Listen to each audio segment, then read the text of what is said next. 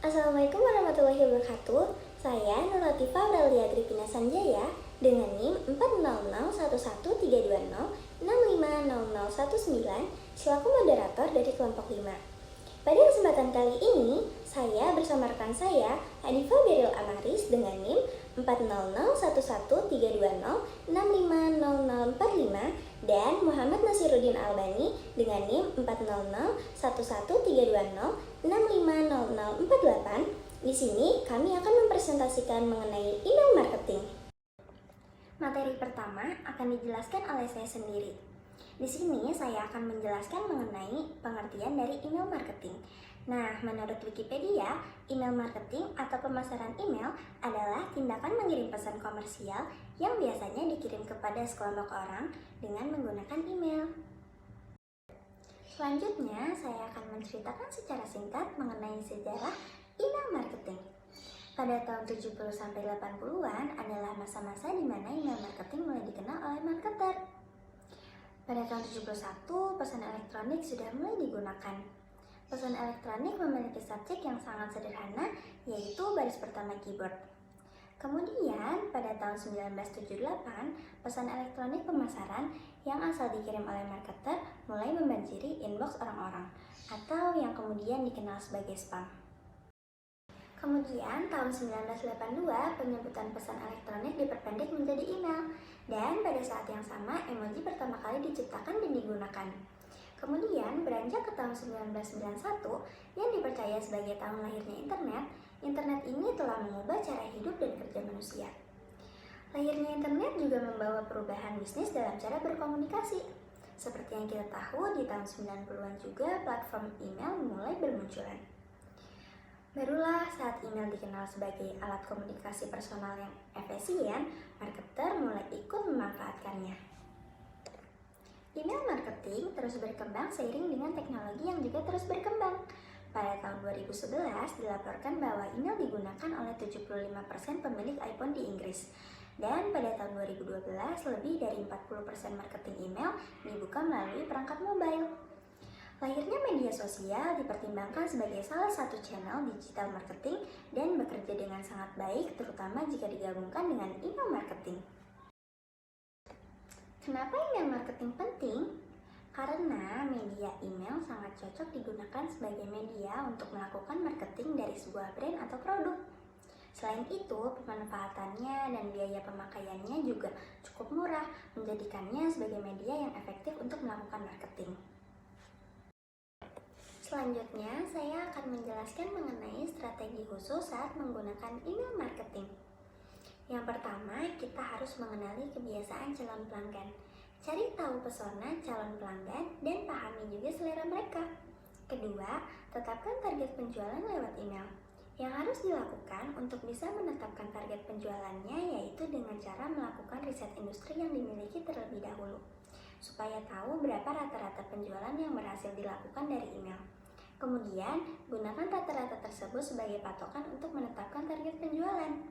Ketiga, setelah sudah tahu pesona pelanggan dan target penjualan, saatnya untuk mengelompokkan user atau pelanggan ke dalam daftar tertentu. Keempat, jangan lupa mengatur dan mengubah isi email marketing yang akan dikirim.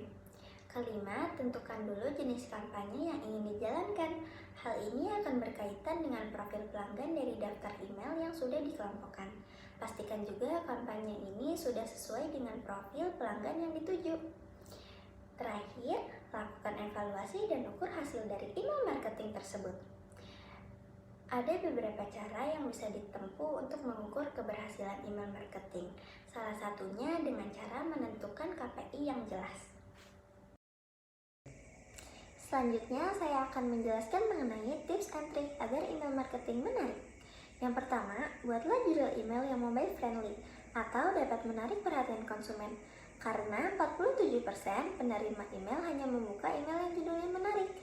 Maka apabila tidak menarik, penawaran produk tidak akan sampai ke konsumen. Kedua, gunakan double open strategi. Double open strategi adalah upaya untuk mengirim kembali email yang sama, tapi menggunakan judul yang berbeda. Ketiga, tuliskan nama kita sebagai pengirim. Selain judul, nama pengirim juga menjadi penentu keberhasilan email marketing. Faktanya, 40% audiens selalu memastikan nama pengirim sebelum memutuskan untuk membuka email. Hal ini bisa dipahami karena audiens tentu tidak ingin membuka email yang mencurigakan dan dapat merugikan dirinya sendiri. Keempat, lakukan personalisasi seperti halnya menggunakan nama kita sebagai pengirim email. Sapalah audiens dengan menggunakan namanya.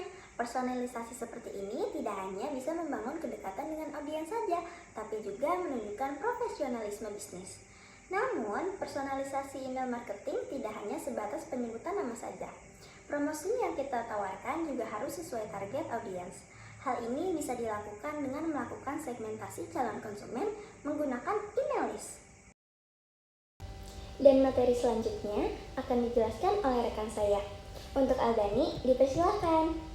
Oke, di sini saya akan menjelaskan materi selanjutnya, yaitu yang kelima, buatlah email yang singkat dan jelas. Hal ini karena pertama, audiens itu biasanya membaca itu hanya sekitar 51 detik saja. Oleh karena itu, email yang singkat dan jelas itu bisa lebih efektif untuk menyampaikan pesan apa yang ingin disampaikan kepada audiens. Dan yang kedua, audiens itu membaca biasanya dengan mobile, artinya hanya membaca sekilas saja. Oleh karena itu, ketika email yang kita buat itu panjang, maka tidak akan efektif juga. Terus yang selanjutnya adalah yang keenam, pilih magic word yang tepat. Magic word yang tepat ini adalah kalimat awal yang akan memantik atau memancing para audiens untuk tertarik membaca iklan kita. Misalnya saja kata gratis, terus diskon, garansi. Nah, tentu dengan kata-kata seperti itu para audiens akan lebih tertarik untuk membaca email yang kita iklankan. Terus yang ketujuh adalah buatlah call to action sesuai penawaran. Jadi tujuan kita mengiklankan barang kepada audiens melalui email itu adalah mengarahkan mereka ke landing page yang sudah kita siapkan. Jadi kita tuh harus bisa memberikan kayak sebuah pancingan kepada audiens untuk datang ke situs yang sudah kita siapkan sebelumnya atau landing page yang sudah kita siapkan sebelumnya. Misalnya saja di email itu ada klik ini untuk melanjutkan pembelian, klik ini untuk mengunjungi laman. Jadi seperti itu. Selanjutnya yang kesembilan adalah membuat desain yang menarik. Seperti yang kita ketahui bahwa audiens itu akan tertarik dengan sesuatu yang bisa memantik atau memancing rasa keingintahuan mereka. Misalnya saja dalam sebuah email marketing dengan desain yang menarik, tentu kayak pelanggan itu akan tertarik. Oh, ini desainnya bagus sekali. Jadi kayak tertarik gitu. Jadi pelanggan tuh tidak langsung men-skip atau melewati iklan tersebut, tetapi akan tertarik untuk mengunjungi karena ditampilkan dengan desain yang menarik tersebut. Terus yang ke-10 adalah pilih waktu pengiriman yang tepat. Jadi kita dalam mengirimkan email marketing itu juga harus menyadari waktu yang tepat untuk mengirim pesan itu kepada audiens. Jangan tengah malam kita mengirim pesan kepada audiens. Tentu kan tidak efektif juga karena mereka tidak akan membuka atau minim sekali yang membuka email di tengah malam. Oleh karena itu kita harus memilih waktu yang tepat dengan kita memperkirakan jam kerja atau jam kegiatan para audiens. Dan yang ke-11 atau yang terakhir adalah gunakan teknik split testing. Teknik split testing ini adalah menguji berbagai cara untuk mendapatkan hasil yang terbaik. Jadi tentu ketika kita melakukan segala sesuatu, termasuk dalam hal ini adalah melakukan email marketing, kita juga harus mempertimbangkan berbagai cara dengan tujuan, misal cara yang pertama itu gagal, kita masih punya plan B. Jadi kita masih punya cadangan rencana yang memungkinkan untuk rasio lebih berhasilnya itu lebih besar daripada rencana kita yang pertama. Oke, di sini saya akan menjelaskan bentuk-bentuk email marketing. Yang pertama adalah welcome email. Welcome email ini adalah email marketing yang berupa ucapan selamat datang kepada para audiens yang sudah menggunakan brand kita atau berlangganan email marketing kita. Jadi welcome email ini memberikan ucapan selamat datang kepada para pelanggan yang telah bergabung kepada brand kita. Oleh karena itu kita harus memberikan kesan pertama yang baik dengan memberikan gambar-gambar yang menarik, juga informasi-informasi yang akurat, yang menarik dan kredibel. Terus yang kedua adalah thank you email. Thank you email ini biasanya diucapkan kepada para audiens yang telah bergabung dengan brand kita, membeli brand kita, mendaftar, atau lain sebagainya yang sering kita temui. Misalnya saja di dalam kita berbelanja online ya, misalnya saja kita sebut Shopee. Jadi ketika kita berbelanja online, ketika kita habis membeli sebuah barang, kita akan mendapatkan notifikasi email yang mana eh, berupa ucapan terima kasih atas pembelian yang sudah kita lakukan. Terus yang selanjutnya adalah newsletter. Newsletter ini berupa email yang kita kirimkan kepada audiens yang berupa pemberitahuan tentang suatu informasi dari perusahaan kita atau brand-brand kita dan lain sebagainya, yang meliputi juga pemberitahuan bahwa kita memiliki produk terbaru, kita memiliki diskon akhir pekan, kita akan memberikan cashback dan lain sebagainya, yang secara inti memberikan informasi kepada audiens. Terus yang selanjutnya adalah email promosi. Sebagaimana pada dasarnya email marketing, ya ini berupaya untuk mempromosikan barang atau brand yang kita miliki itu kepada para audiens. Jadi kita mengiklankan barang-barang yang selayaknya sudah kita jual kepada audiens dengan kata-kata yang menarik, gambar yang menarik, dan juga dengan ucapan yang juga tentunya menarik. Terus yang terakhir adalah email survei. Email survei ini biasanya uh, kita gunakan untuk mendapatkan feedback atau respon dari audiens, atau meminta pendapat dari audiens terkait dengan perusahaan kita atau brand kita, sehingga kita langsung mendapatkan feedback dari audiens untuk kemudian kita mampu gunakan sebaik-baiknya untuk memajukan perusahaan kita tersebut. Di sini saya akan menjelaskan beberapa contoh layanan dari email marketing. Yang pertama adalah ada ConvertKit, yang mana ConvertKit ini memiliki fitur otomatisasi virtual yang mana akan memudahkan kita dalam membuat desain dengan cara apapun. Selain itu, ConvertKit ini juga khusus untuk email teks saja, sehingga kayak kita dalam melakukan promosi lebih bisa terfokus di dalam menyampaikan email yang akan kita lakukan. Terus yang selanjutnya adalah ada Aweber. Kelebihan dari Aweber ini adalah Aweber ini memiliki fitur dengan template formulir pendaftaran yang akan memudahkan kita di dalam menyampaikan email marketing kita tersebut.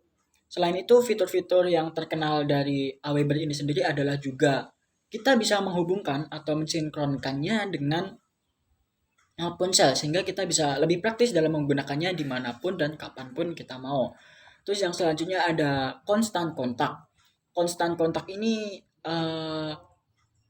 memiliki fitur yang terkenal, salah satunya adalah mampu menghubungkan kita sebagai pengirim email marketing ini dengan Facebook, sehingga kita akan lebih mudah tersinkron satu sama lain dengan para audiens atau para pelanggan.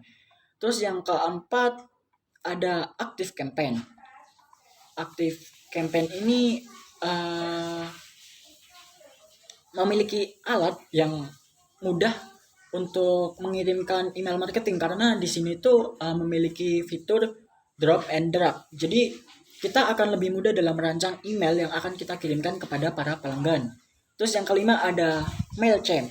Mailchimp ini memiliki fitur, salah satunya adalah fitur otomatisasinya, sehingga kita itu akan lebih mudah dalam menyusun email marketing yang akan kita kirimkan kepada para pelanggan. Selain itu, kita juga bisa secara otomatis ketika ingin mengirimkan kepada para pelanggan-pelanggan yang mana berinteraksi secara langsung maupun tidak langsung dengan brand kita.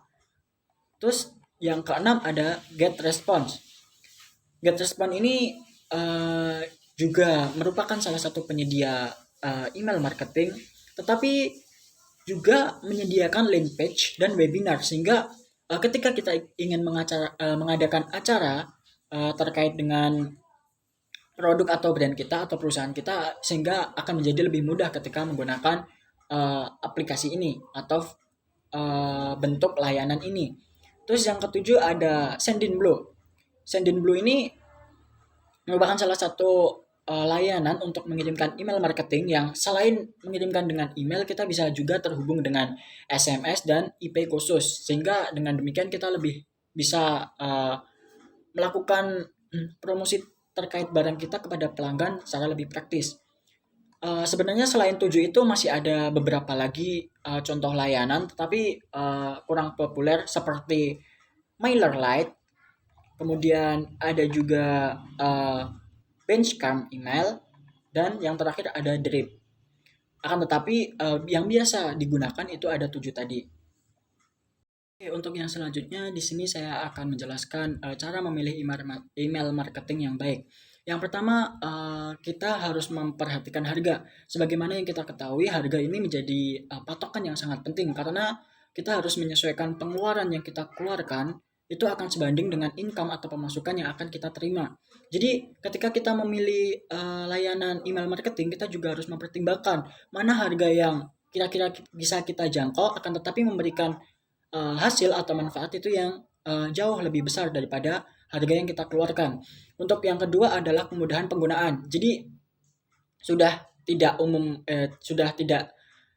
menjadi fenomena lagi bahwa ketika kita menggunakan sesuatu itu kita ingin menggunakan sesuatu yang mudah. Oleh karena itu kita juga harus mempertimbangkan kemudahan penggunaan. Karena percuma kalau kita mendapatkan harga yang murah tetapi kita tidak bisa menggunakannya dengan baik.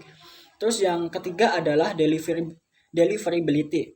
Deliverability ini adalah kita harus mempertimbangkan sebagaimana efektifnya mereka dalam menyampaikan pesan yang akan kita sampaikan kepada audiens.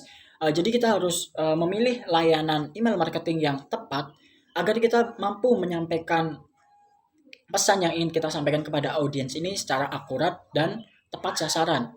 Terus yang keempat adalah pengujian A atau B testing.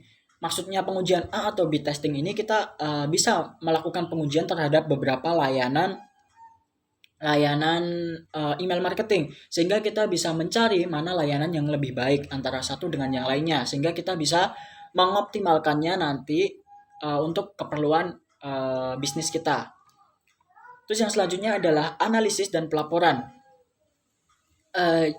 Jadi kita juga harus memilih layanan email marketing yang mana bisa melaporkan atau menganalisa pergerakan dari para pelanggan kita sehingga kita bisa mengetahui seberapa aktifkah mereka mengakses laman bisnis kita atau seberapa pasifkah mereka mengakses laman kita sehingga bisa kita pergunakan juga nantinya untuk bahan evaluasi ke depannya. Terus yang keenam adalah alat otomatisasi. Jadi ketika kita menggunakan email marketing, kita juga harus memperhatikan alat otomatisasinya. Alat otomatisasi di dalam email marketing ini sangatlah penting karena bisa dipergunakan untuk melakukan segmentasi pasar terhadap pelanggan. Jadi kita bisa mengelompokkan, pelanggan yang bagaimana sih yang kira-kira cocok untuk kita bidik untuk menggunakan brand kita, atau pelanggan bagaimana sih yang seharusnya kita hindari karena sangat minim potensinya untuk menggunakan brand kita. Oleh karena itu kita harus memperhatikan alat otomatisasi ini. Terus yang ketujuh adalah pembuat formulir. Sebagaimana yang kita ketahui seperti sekarang ini, banyak sekali perusahaan-perusahaan yang mengirimkan formulir secara online melalui email. Oleh karena itu kita juga harus mempertimbangkan, kita harus mampu menggunakan email marketing yang mampu membuat formulir sehingga memudahkan kita dalam meminta feedback, masukan, saran, atau kritik dari para pelanggan. Terus yang ke-8 adalah integrasi. Maksud dari integrasi di sini adalah ketika kita ingin memilih email marketing yang tepat atau layanan email marketing yang tepat, kita harus mampu memikirkan dampak jangka panjangnya. Apakah layanan email marketing yang kita pilih ini nantinya akan mampu tersinkron dengan aplikasi-aplikasi lain yang memang menjadi pokok kita gunakan. Misalnya saja ketika kita bergerak di bidang musik, kita tentu akan menggunakan aplikasi-aplikasi musik. Oleh karena itu kita harus mensinkronkan apakah layanan email marketing yang akan kita pilih ini sesuai dengan aplikasi yang kita gunakan di dalam brand musik ini sendiri. Oleh karena itu ketika semuanya mampu terintegrasi dengan baik, kita akan mampu juga melakukan pengiklanan atau pemasaran kepada audiens itu secara optimal juga. Kemudian, materi selanjutnya akan dijelaskan oleh rekan saya. Untuk Daryl, dipersilakan. Untuk manfaat dari email marketing itu sendiri, terdapat 10 alasan mengapa email marketing dilihat sebagai saluran yang efektif. Yang pertama, itu biayanya rendah, lebih rendah dibandingkan pemasaran utama. Tidak ada biaya untuk cetak atau ongkir, tidak ada biaya untuk papan iklan atau juga majalah, dan memungkinkan adanya overhead kecil untuk mengirim ribuan email sekaligus, tetapi biayanya jauh lebih murah dari pemasaran utama. Yang kedua, ada audiens yang terlibat sudah dijangkau. Itu dimaksudkan seperti mayoritas bisnis yang menggunakan platform hanya mengirim pesan kepada mereka yang telah mendaftar untuk menerimanya. Terus tingkat konversi jauh lebih tinggi karena menargetkan para minat-minat yang sudah didaftarkan. Yang ketiga, ada kirim pesan yang ditargetkan. Itu dimaksudkan profesional pemasaran akan membayar untuk memastikan mereka hanya bisa menghabiskan uang dengan menargetkan mereka yang tertarik dengan merek-merek yang sudah mereka keluarkan. Selanjutnya, pemasaran email hanya mengirim email kepada pelanggan yang memenuhi kriteria tertentu. Selanjutnya, manfaat selanjutnya itu ada mendorong pendapatan. Email marketing sangat bagus untuk pemanfaatan pembelian impulsif. Dengan email marketing itu mengajak para pelanggannya itu untuk bertindak dan menggoda dengan tatuan yang mereka klik itu langsung ke check out dengan sendirinya. Untuk manfaat selanjutnya, yakni mudah dimulai. Jadi, email marketing ini dimungkinkan untuk meramaikan campaign email dengan template mewah seperti video, gambar, dan juga logo. Selanjutnya, mudah untuk mengukur. Jadi, email marketing ini mudah melihat di mana letak kesalahan Anda. Memungkinkan juga Anda untuk melacak tingkat konversi terbuka. Manfaat selanjutnya adalah mudah berbagi. Email marketing yang di dalamnya terdapat pelanggan-pelanggan dapat meneruskan penawaran hebat dan menawarkan kepada teman-teman mereka dengan mengklik tombol-tombol yang sudah disediakan. Manfaat selanjutnya adalah mencapai audiensi global. Platform pemasaran apa yang memungkinkan Anda untuk mengirim pesan secara instan? Tentu saja adalah media sosial. Jadi di dalam email marketing dan media sosial ini sangat saling berhubungan. Jadi saling berdampak. Selanjutnya, manfaat selanjutnya itu ada memberikan dampak yang instan. Karena dalam email marketing, teknik pemasaran yang brilian yang dapat digunakan melalui email karena menciptakan rasa urgensi yang meyakinkan para pelanggannya. Dan yang terakhir, manfaatnya adalah return on investment yang tidak tertandingi. Jadi, sebenarnya alasan utama bisnis berinvestasi dalam email marketing adalah pengembalian investasi yang fantastis. Selanjutnya, ada kelebihan dan kekurangan email marketing. Saya akan menjelaskan terlebih dahulu kelebihan email marketing. Jadi yang pertama, hasil penelitian menunjukkan bahwa email marketing terbukti sangat efektif dalam meningkatkan kinerja pemasaran suatu perusahaan, bahkan menjadi taktik pemasaran online yang paling efektif. Yang kedua, Anda dapat menjangkau calon pelanggan secara tepat karena mereka memilih topik yang berkaitan dengan email marketing Anda. Yang ketiga, peluang yang sangat positif atau opportunity. Lebih dari separuh pengguna internet mengecek atau mengirim email pada hari biasa. Yang keempat, isi format email memungkinkan Anda sebagai pemasar untuk menjangkau konsumen dengan pesan dinamis yang dipersonalisasi dan relevan, atau format dan isi Anda yang ditentukan.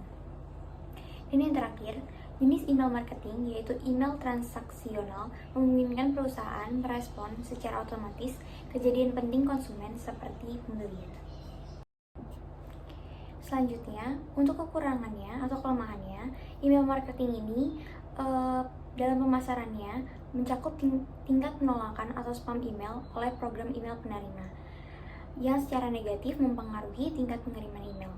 Ini agak dieliminasi dengan gagasan option email di mana konsumen setuju untuk menerima email dan karena itu menghilangkan gagasan untuk menerima email yang tidak diminta dan idealnya menjaga email yang relevan dan sesuai untuk setiap penerimanya.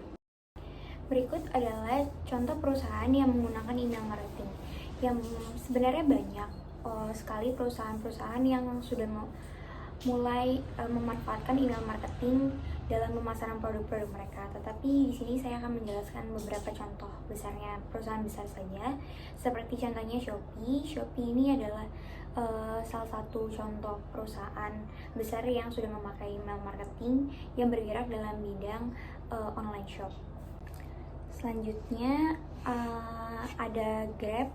Grab ini juga salah satu perusahaan besar yang sudah memanfaatkan email marketing sebagai media pemasarannya yang bergerak pada bidang transportasi secara online. Selanjutnya ada Tokopedia. Tokopedia ini juga salah satu perusahaan yang besar, sama seperti Shopee, bergerak dalam bidang online shop. Yang keempat ada Nike.